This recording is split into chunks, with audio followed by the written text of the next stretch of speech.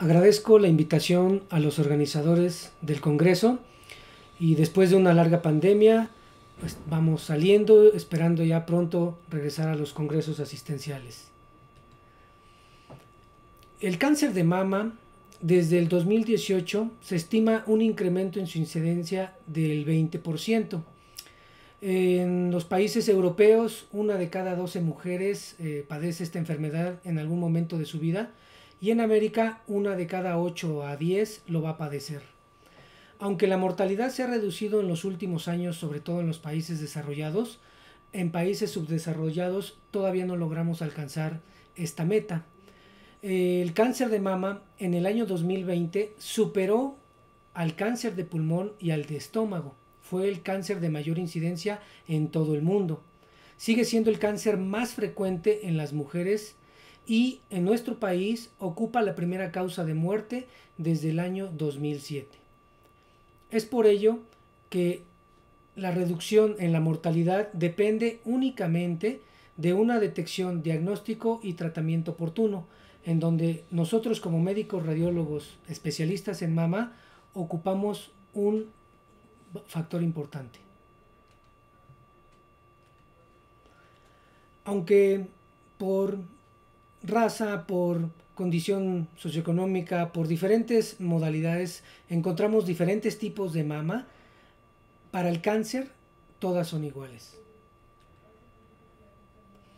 Haciendo una pequeña remembranza histórica, hablamos de que en 1895 el alemán William Conrad Röntgen descubrió los rayos X y fue hasta 25 años después cuando se realizaron las primeras mastografías.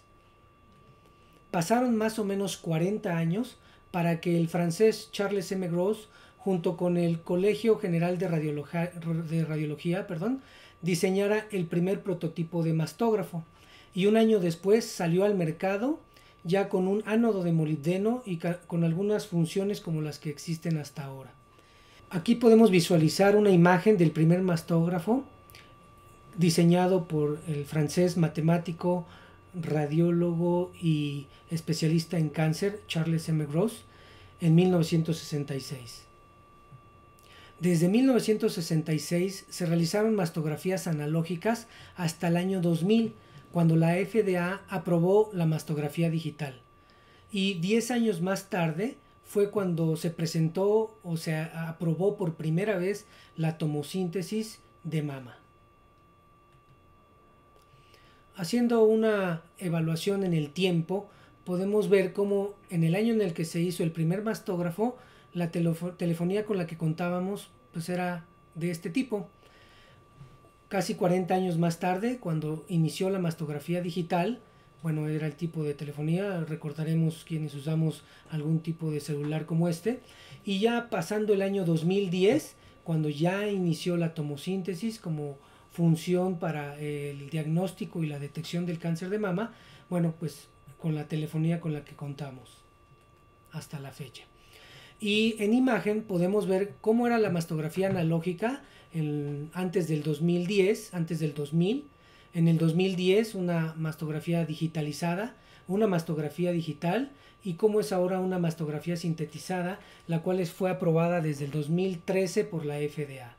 Podemos identificar cómo la resolución, el contraste, la nitidez ha venido evolucionando a lo largo de todos estos años, con el beneficio de obtener mayor información de estas modalidades de imagen. La mastografía, sabemos todos nosotros que es una forma de imagen obtenida con un equipo de rayos X especial para obtener la imagen, en donde obtenemos un estudio con un kilovoltaje bajo y un miliamperaje alto, lo que nos permite tener un mayor contraste en las imágenes.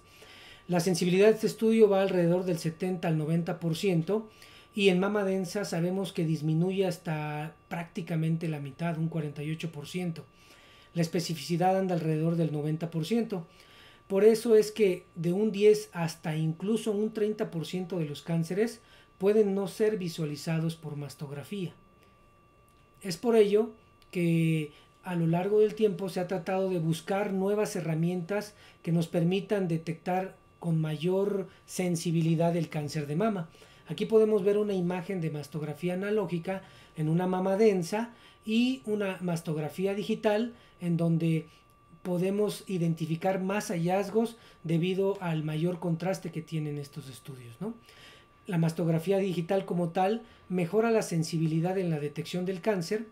Sabemos que utiliza un detector de selenio y dentro de las ventajas que tiene es que hay una menor dosis de radiación, una mayor detección en pacientes con mama densa, hay mayor nitidez y podemos hacer una manipulación de la imagen sin volver a exponer al paciente a otra radiación. Esta diapositiva me gusta mucho mostrarla porque la idea de un buen diagnóstico en la mastografía es detectar el cáncer cuando la paciente clínicamente no ha manifestado la enfermedad. Porque cuando la paciente llega con estas manifestaciones clínicas, una piel de naranja, un tumor francamente que ha dañado, ha modificado la morfología de la mama, pues no es el caso de hacer una mastografía para un diagnóstico. Ahí se nos fue el diagnóstico oportuno y por lo tanto la probabilidad que esa paciente tenga de una recidiva o de incluso un cáncer agresivo con un mal pronóstico es mucho mayor. Pues bueno, fue hasta el año 2010 cuando fue aprobado esta herramienta diagnóstica que es la tomosíntesis, en donde el principio físico es igual al de la mastografía en cuanto al tubo de rayos X, que ya mencionamos, que tiene un ánodo de molibdeno, que tiene un alto miliamperaje y un bajo kilovoltaje para obtener imágenes con mayor contraste. Y aquí la diferencia es que el tubo de rayos X va a tener movimiento y eso nos va a permitir, en vez de obtener una sola imagen en una proyección OML o encéfalo-caudal, vamos a obtener de 30 a 50 o hasta 70 imágenes por proyección. Es por ello que tenemos un mayor beneficio. Sabemos que este estudio se menciona que es un método de imagen tridimensional, aunque en realidad es pseudo tridimensional, debido a que no podemos obtener reconstrucciones multiplanares o reconstrucciones en 3D como lo podríamos hacer con un estudio de tomografía, por ejemplo. Sin embargo, el obtener diferentes imágenes a través del grosor de la mama, si tenemos una mama con un grosor de entre 40 y 70 milímetros, 4 a 7 centímetros, vamos a obtener una imagen por cada milímetro, lo que nos va a dar una información de 40 a 70 imágenes por proyección. Estas imágenes son reconstruidas en un software especial para después visualizarlas ya sea imagen por imagen o en un modo cine. Este es un ejemplo de cómo se posiciona la paciente en el estudio de tomosíntesis. Prácticamente es la misma posición cefalocaudal o en oblicua medio lateral, en donde observamos cómo el tubo de rayos X tiene un movimiento, tiene una angulación que nos va a ir dando las diferentes imágenes. El equipo de tomosíntesis puede ser que tenga un tubo con un movimiento continuo o puede ser que tenga un movimiento de toma una imagen, se detiene, toma otra imagen y se detiene. Asimismo, el detector puede ser un detector fijo o un detector que tenga movimiento. Esto va a depender de la casa comercial. El tiempo de adquisición va de los 4 a los 25 segundos. Aquí podemos ver en esta diapositiva cómo las diferentes casas comerciales que fabrican los equipos con tomosíntesis pues tienen ciertas diferencias, ¿no? Por ejemplo, el tubo que mencionaba yo, el tubo de rayos X, puede ser un tubo que gira o es un tubo estático, al igual que el detector. Por ejemplo, algunos de ellos tienen angulaciones que van desde los 15 grados hasta los 50 grados. De esta manera el número de proyecciones va a ser diferente. El tiempo de adquisición puede ir desde los 3.7 segundos hasta los 10 segundos. Todas estas diferencias van a, dependiendo de la casa comercial, va a ser el tipo de equipo que tengamos. Aquí podemos ver cómo en una imagen 2D obtenida con un mastógrafo convencional, la superposición de las estructuras es una de las limitantes más importantes del estudio. En cambio, en un estudio realizado con tomosíntesis, podemos ver que si tenemos calcificaciones, conductos, lesiones que se encuentran en un diferente plano de profundidad, el hecho de tener una imagen a través de una angulación del tubo de rayos X nos va a permitir que podamos desdoblar dichas imágenes y tener una mayor información de los hallazgos. Dentro de las ventajas que tiene la tomosíntesis es que ha demostrado que aumenta la detección del cáncer hasta un 40%, de un 15 a un 40%. Su sensibilidad es alta, alrededor del 90%, y la especificidad comparada con la mastografía no varía mucho, alrededor del 79%. Nos permite evaluar la extensión del cáncer, ya sea que la paciente curse con un cáncer multifocal o multicéntrico, es decir, múltiples tumores en un solo cuadrante o múltiples tumores en diferentes cuadrantes. Tenemos mayor sensibilidad de detección de todos estos hallazgos con la tomosíntesis comparado con la mastografía digital. Aumenta también el valor predictivo en la recomendación de biopsia. Aquí podemos ver una imagen oblicua medio lateral, el estudio de tomosíntesis, y ustedes pueden ver cómo ese barrido que hacemos, las imágenes que obtenemos, pues nos van a dar una mayor información. Dentro de otras de las ventajas que tiene es que hay una mejor definición del tamaño tumoral comparado con la mastografía digital, mejora la evaluación de las asimetrías, mejora la detección de las distorsiones en la arquitectura. Sabemos que la distorsión en la arquitectura es el tercer hallazgo más frecuente como hallazgo que nos hace pensar en cáncer, después de los nódulos espiculados y de las microcalcificaciones sospechosas, y la tomosíntesis es el método que más sensibilidad tiene para la detección de las distorsiones en la arquitectura. Incluso en ocasiones solo se presenta en una proyección y en la otra proyección no. Por eso es importante que este estudio se haga tanto en proyección de oblicuo a medio lateral como en cefalocaudal. También hay una mejor evaluación de la mama densa y del contorno de las lesiones. Otra de las ventajas es que disminuye el rellamado, por lo tanto la paciente cursa con menos ansiedad. Hay mayor exactitud en el diagnóstico que en la mastografía cuando se hacen con conos de compresión. Anteriormente en la mastografía digital, si nosotros veíamos una asimetría, veíamos algún nódulo con bordes oscurecidos, teníamos que tomar un cono de compresión. En este caso, con la imagen, con el estudio de tomosíntesis, podemos omitir los conos de compresión y vamos a obtener una mayor información. Otra de las ventajas que tiene esta modalidad es que podemos hacer las biopsias, ya sea un marcaje mamario, una biopsia por estereotaxia en mesa prono con la paciente en esta posición, y la vía de abordaje va a ser a través de la imagen de tomosíntesis, en donde se vea mejor el hallazgo y podemos entrar en esa posición. Obviamente que como cualquier otro método de imagen tiene desventajas, y la principal es el costo del equipo y por lo tanto el costo del estudio. Tenemos un mayor tiempo para la interpretación, no es lo mismo interpretar 4 proyecciones convencionales o básicas a interpretar 50 proyecciones. Por cada proyección multiplicadas por 4 son más de 200 proyecciones. Y bueno, la limitante en la visualización de las microcalcificaciones sigue siendo la mastografía digital el método que tiene mayor sensibilidad para el estudio de las microcalcificaciones. Sabemos que podemos tener artefactos en esta modalidad de estudio, artefactos relacionados al paciente como es la piel, el posicionamiento, el uso de desodorantes, de talco, alguna lesión en la piel, un lunar, algún pliegue que se atravesó el hombro. Todo esto nos va a generar artefactos. Algún otro tipo de artefactos relacionados al movimiento en el estudio, o artefactos relacionados con el detector del mastógrafo, ¿no?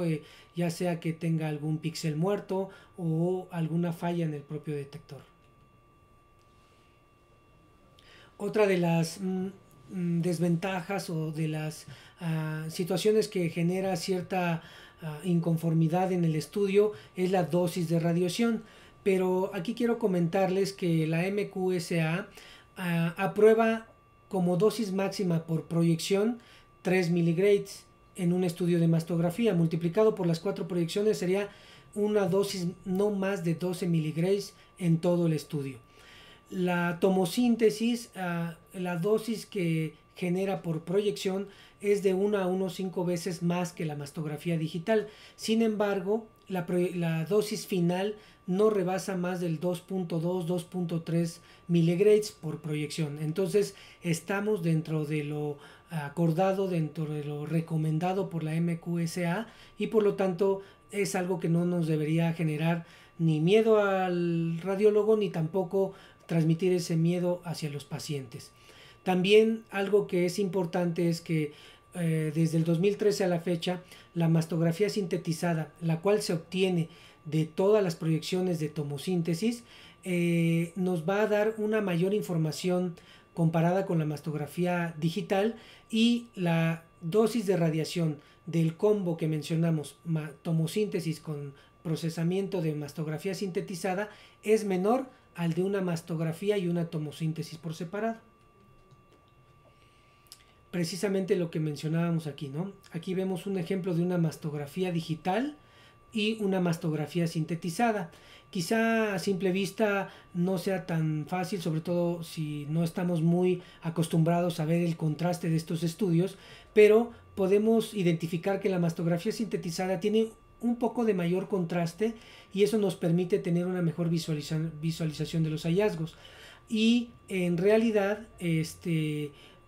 la dosis de radiación, como ya les mencionaba, al obtener esta proyección viene siendo un poco menor que si hacemos por separado mastografía digital y tomosíntesis. Este es otro ejemplo de lo que es una mastografía digital convencional y una imagen de tomosíntesis, en donde un hallazgo que pudiera parecer insignificante en la mastografía digital nos da una mayor información en la imagen de tomosíntesis. Esto es la imagen que más información nos da de toda la secuencia de imágenes obtenidas en oblicua medio lateral de esta paciente, en donde podemos observar que este nódulo pues tiene espículas, es un nódulo isodenso y pudiera haber pasado desapercibido en el estudio convencional. Entrando a los casos, le cortamos un tantito para ahorita que empiezo los casos.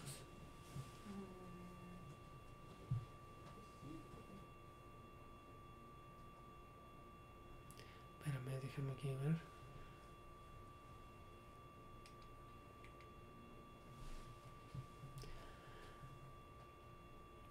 Ok, ¿empezamos? Sí. Esta es una paciente de 33 años con densidad elevada de la mama. Es una densidad tipo C, prácticamente una D pudiera ser, en donde sabemos que la sensibilidad de la mastografía baja prácticamente a la mitad, al 50%. Ella refería un malestar poco definido en la mama derecha. Si somos un poquito aquí detallistas, podemos ver una mayor densidad de tejido hacia la cola de Spencer, cuadrante superior externo, plano posterior. Y en la imagen de tomosíntesis, esta es la mastografía. Híjole, se me cortó, se me fue una imagen ahí. ¿Por qué? Ahí está, mira, no había salido. Voy, no sé qué.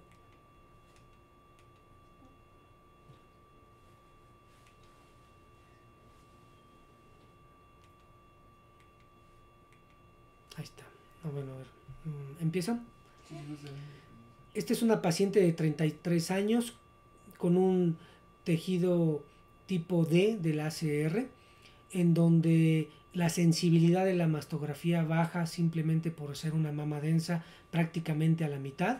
Esta paciente refería un malestar poco definido en la mama derecha, y en la imagen podemos observar una mayor densidad hacia el cuadrante superior externo en el plano posterior de la mama derecha, que no se define bien, pero en el estudio de tomosíntesis podemos identificar un nódulo de bordes microlobulados de elevada densidad con una lesión satélite, y eso es algo que solamente el estudio de tomosíntesis nos pudo dar una mayor información.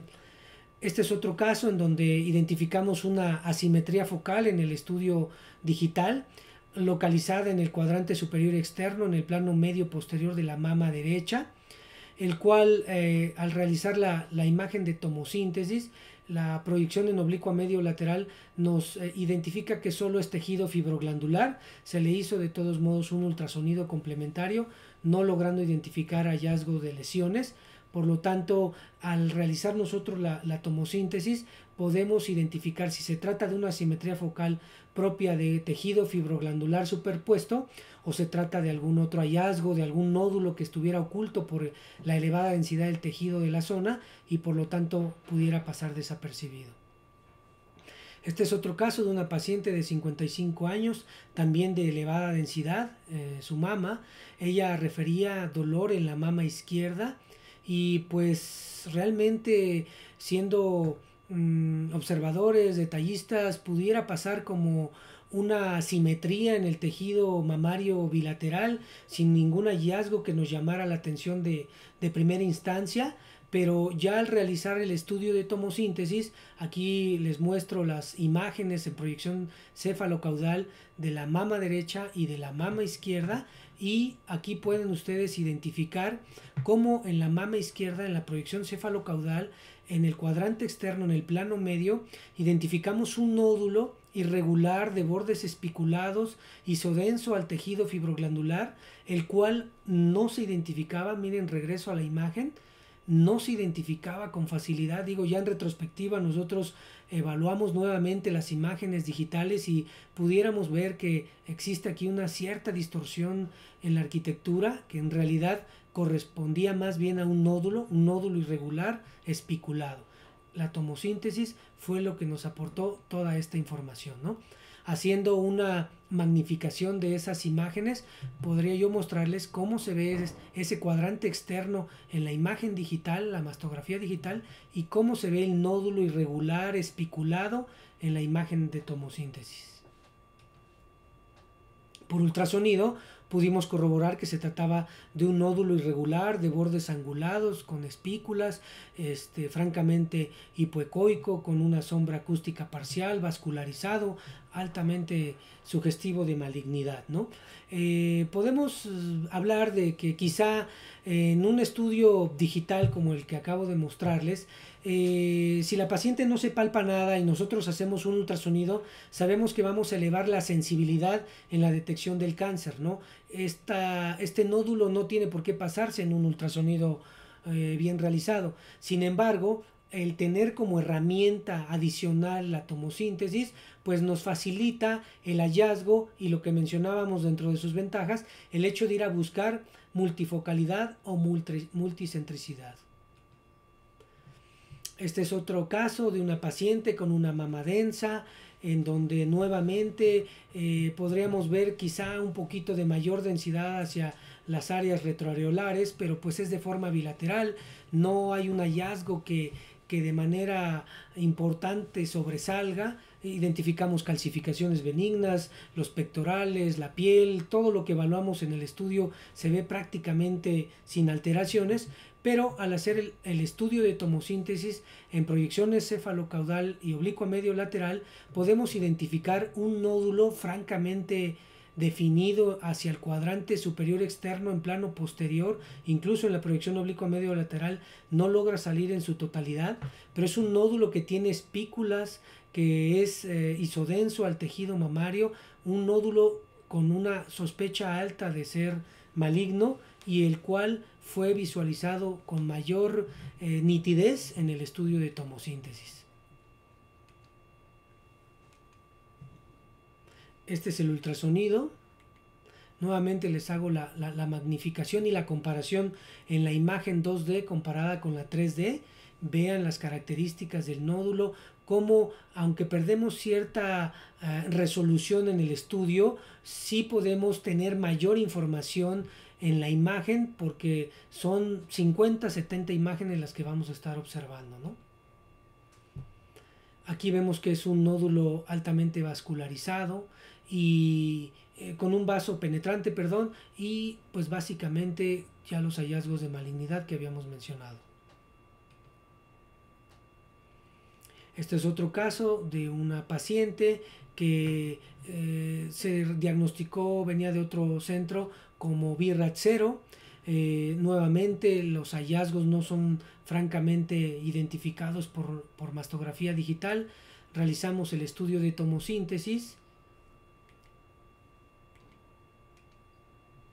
y aquí identificamos en la mama derecha, en el cuadrante superior externo, un nódulo irregular, espiculado, francamente definido por este método de imagen, y por ultrasonido pues también se pudo valorar y complementar para darle una categorización final. Por último, es el último caso, nuevamente es una mama que no está, aunque es densa, no es un D, pasaría como una tipo C del ACR, en donde pues si me apuran no encontramos ningún hallazgo importante, y al hacer la tomosíntesis resulta que la paciente cuenta con un nódulo retroareolar en mama izquierda que se identificó perfectamente con la imagen de tomosíntesis. Por ultrasonido, incluso este estudio se complementó con elastografía, podemos identificar la rigidez de este nódulo, con prácticamente todo está en rojo, lo que nos habla de que es un nódulo muy rígido. Está hipoecoico, con sombra acústica, bordes mal definidos, microlobulados, vascularizado. Es un nódulo con alta sospecha de malignidad.